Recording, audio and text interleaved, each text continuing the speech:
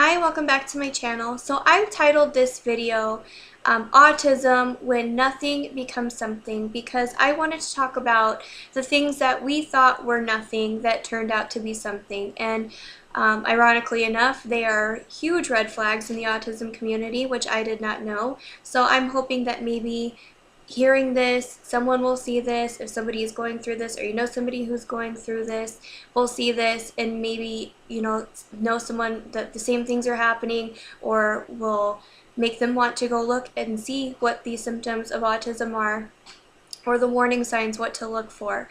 Because we certainly didn't know, and we may have known a lot sooner had we put two and two together and realized that something was off. So the first thing that we thought was nothing was Amari's lack of speech. Amari did not start talking now until 5 years old.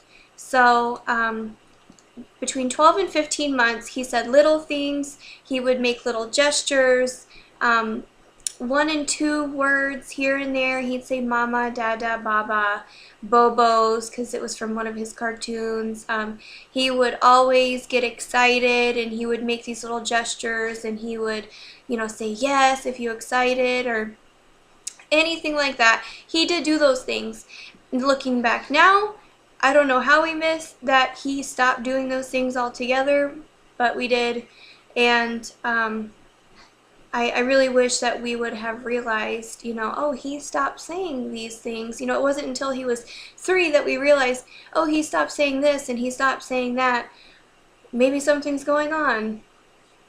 Because, looking at the symptoms of autism, lack of speech or loss of speech is one of the hugest things, to realize, hello, something's going on here. So the second one would be repetitive behaviors, and Amari did have those, certainly, and at the time I don't think that we realized that his repetitive behaviors were anything but that. I thought it was just him being a baby and playing, and just, every kid is different, so it's hard to tell, like, oh, is this something, or is this nothing? So that nothing was something.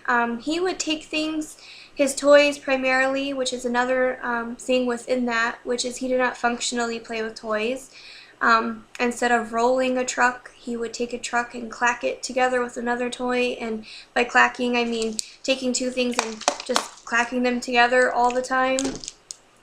He wanted to play with his baby spoons, and he wanted to bend them, and he would have to bend them in the same way every single time.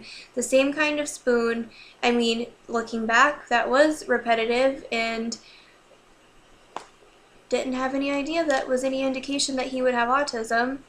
Another one is sleep.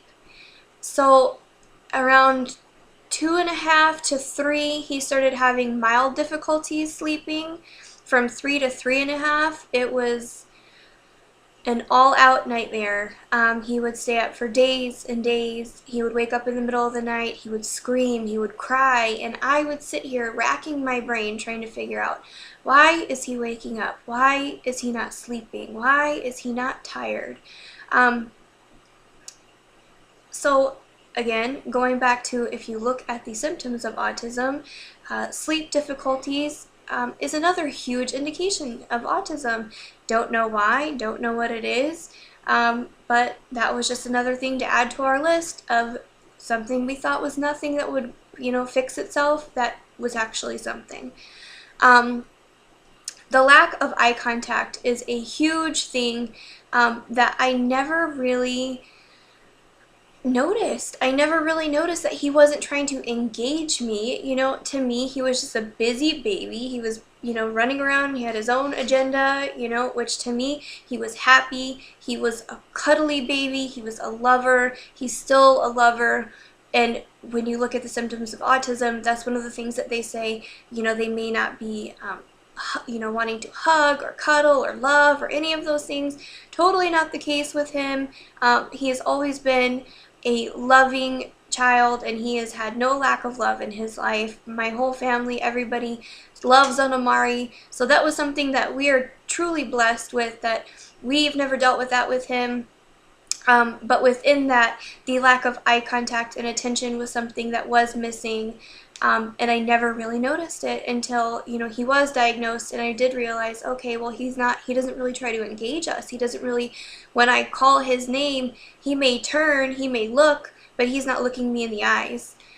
So that was something, these are things that should have been like a big punch in the face. Hello, something's going on. But to me, they were all just, it was nothing. It was nothing. He was fine. He was healthy. He was happy. So to me, I missed it. So I'm hoping that if you are watching this video and you may be experiencing this right now, or you may know somebody who's experiencing this right now, please take the time, check out, there's so many countless websites, Mayo Clinic Online, autismspeaks.org, things like that that you can go on and you can look at and check the symptoms. And it is worth the visit if you think something is going on with your child, to write down your concerns and go to the doctor. If you have a loved one, sometimes you got to take those risks. If you think something is going on, voice your opinion, because early intervention is the key to helping these children get to where they need to be and to living to their fullest potential. Because if you think that this is going to fix itself, you are so wrong. So please take a page from my book, do something different. I sat back and thought that all of these things were okay when really they weren't. And, we are so lucky that Amari has come as far as he has come today. But I do believe that had we, acted a little sooner, or maybe been more observant of these things, that we'd be in a different place today. But I do feel lucky that we are where we are, and I'm so thankful to the people that we have in our lives to help us be where we are today. But if you are watching this, please just take into consideration what I'm saying here.